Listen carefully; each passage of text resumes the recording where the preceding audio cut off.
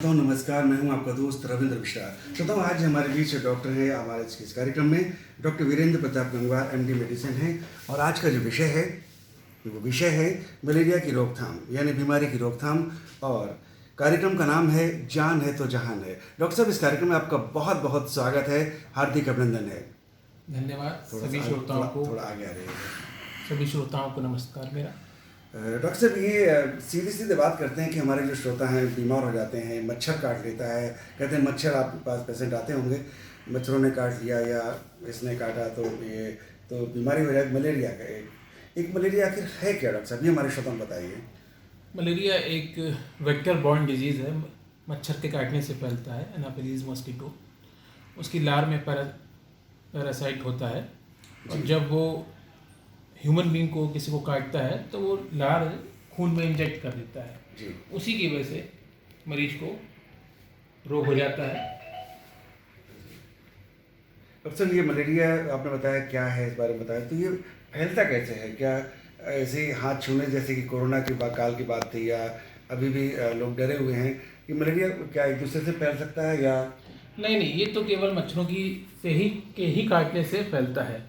ये दूसरे से हाथ मिलाने से, किसी के संपर्क आने से नहीं फैलता है। तो ये एक मच्छर रोग से बीमारी फैलती है।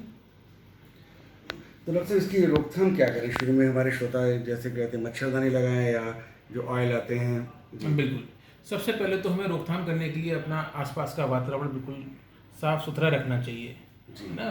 कोशिश करनी चाहिए मच्छर वहाँ पे ना पनपे।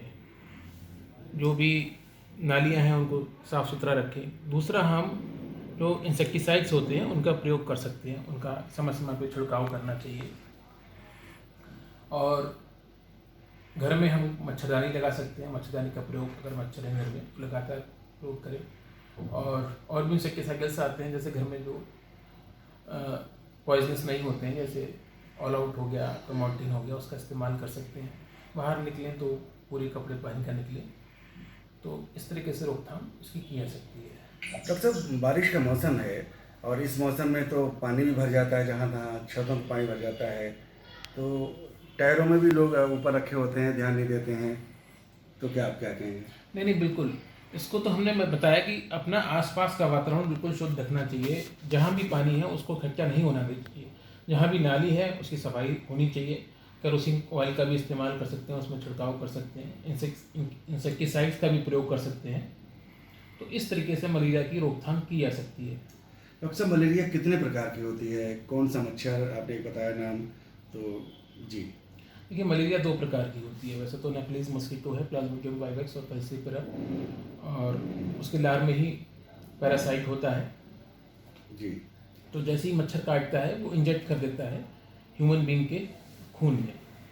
तो अब जैसे मलेरिया कुछ दिनों के बाद, मच्छर काटने के बाद जैसे ही मलेरिया हो जाता है, तो जो लक्षण जो होते हैं, तेज बुखार आना, सिर में दर्द होना, और भी जैसे धीरे धीरे खून की कमी होने लगती है, प्लेटलेट काउंट कम होने लगता है, और भी लक्षण मरीज को होने लगते हैं। लीवर बढ़ जाता है, तिल्ली बढ़ जाती है, शरीर में कमजोरी आने लगती है, कहीं से भी खून बह सकता है प्लेटलेट कम होने की वजह से। डॉक्टर साहब, इसकी जांच की कोई तरीके होते हैं? कैसे जांच तो की जांच जाती बहुत है? आसान हो गई। जी। अब तो रैपिड किट टेस्ट होता है और हम पेरिफेरल स्मेर से भी हम देख सकते हैं, माइक्रोस्कोप से। तो उसकी जांच आसानी से की जा सकती है। विद इन फ्यू मिनट्स हम उसको पता कर सकते हैं। अच्छा, एक तो पेशेंट आप खुद कहता है कि हमें मलेरिया हो गया है, बुखार आ गया है, लेकिन आप कैसे उसे देख करके कहते हैं कि वास्तव मलेरिया हुआ है? देखिए, मलेरिया में जाड़ा लग के तेज बुखार आता है ना। जी।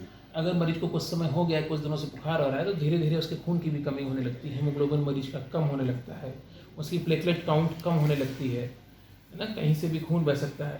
और ऑन एग्जामिनेशन उसको देख सकते हैं कि लीवर बड़ा हो सकता है, तिल्ली बड़ी हो जाती है, और मरीज ज़्यादा प्लेटलेट कम होने की वजह से मरीज का कहीं से भी खून बह सकता है।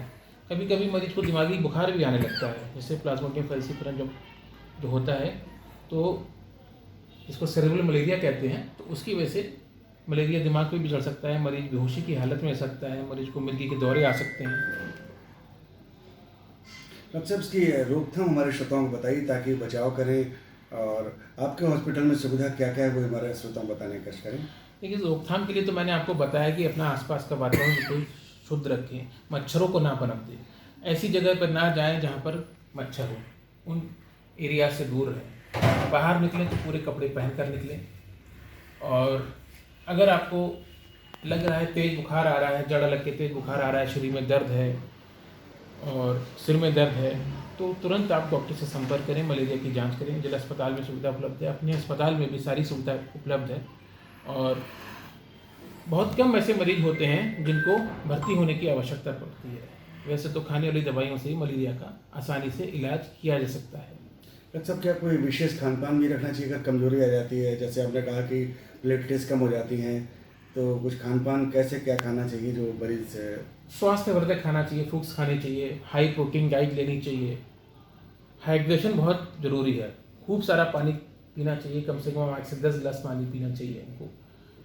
तो ये सब अगर रहेंगे तो हमारा जो खून का दौरान है वो बना रहेगा और प्लेटलेट काउंट भी जिस तेज़ी से गिरना चाहिए उस तेज़ी से नहीं गिरेगा। डॉक्टर साहब, जो हमारे श्रोता हैं आपको सुन रहे हैं, गांव के लोग भी सुन रहे हैं, तो खेत खलिहानों में जाते हैं तो उनको क्या बचाव करना चाहिए मच्छरों से? जी, सोते समय या जी? देखिए, श्रोताओं को ये ध्यान रखना चाहिए जब भी बाहर जाएं पूरे कपड़े पहन कर जाएं। दूसरा, कुछ जैसे ओडोमॉस की जो ऑइंटमेंट आती है उनको लगा के जा सकते हैं। तीसरा, मतलब घर पे मच्छरदानी लगा के सोएं, ऑल आउट लगा दें, मॉर्टिन लगा दें, मतलब आसपास मच्छरों को ना पनपने दें। बस बचाव ही सबसे मुख्य तरीका है हमारे देश के लिए, हमारे नागरिकों के लिए। क्या सलाह देना चाहेंगे हमारे श्रोताओं को अपनी तरफ से आप? श्रोताओं को यही सलाह देना दूंगा कि स्वच्छ वातावरण बनाए रखें। अगर आपको तेज़ बुखार आ रहा है, सिर में दर्द है, उल्टी है, तो तुरंत डॉक्टर से संपर्क करें। हमारे पीएचसी पे भी, सीएचसी पे भी और जिला अस्पताल में सभी जगह आपके सारी किट्स उपलब्ध रहती हैं। सब आप डॉक्टर से मिलकर उसकी जांच करा सकते हैं और जितनी जल्दी बीमारी का पता चल जाए उतना जल्दी उपचार हो जाएगा, उतना ही मरीज के लिए बेहतर रहता है। डॉक्टर साहब, आपका जैसे कि हॉस्पिटल का नाम है कि प्रताप हॉस्पिटल, यहाँ पर आने से पहले यदि किसी को बुखार तेज आ गया है, मलेरिया है, संभावना होती है, तो वो घर पे क्या प्राथमिक उपचार कर सकता है ताकि यहाँ आने तक के लिए आपको दिखाने के लिए? देखिए, एक पैरासिटामोल की गोली सभी को पता रहता है। अब वो कई स्ट्रेंथ में आती है, 500 mg में आती है, 650 mg में आती है, अपने वेट के हिसाब से, है ना। पैरासिटामोल की गोली ले सकते हैं। और अगर बहुत तेज बुखार है तो सादे पानी की पट्टी घर पे उनके रिलेटिव्स कर सकते हैं और जल्दी से जल्दी डॉक्टर को दिखाना चाहिए। वैसे तो सरकार ने हमारी शौचालय बना दिए गए हैं और गांव में अभी भी अगर कहीं बाहर जाते हैं, क्या वो मल त्याग करने पर भी इसकी बीमारी बढ़ सकती है मच्छर से? नहीं, बिल्कुल। अच्छा, ऐसे भी बिल्कुल हो सकती है। साफ सुथरा वातावरण हमको मेंटेन करके रखना चाहिए जी, है ना। ऐसा मरीज को मच्छरों को पनपने के लिए कोई भी उनको जगह नहीं देनी चाहिए। अगर हम साफ सफाई रखेंगे तो मच्छर नहीं पनपेंगे। मतलब मच्छरों को कोई मौका नहीं देना चाहिए, वो बिल्कुल, उनका परिवार बढ़े। जी। और अक्सर ये जो मच्छर और भी तरीके के होते हैं, जैसे कुछ तो कहते हैं कि साफ पानी में भी होते हैं, वो कौन सा मच्छर होता है? वो तो डेंगू का मच्छर होता है जो साफ पानी में होता है और वो दिन में काटता है।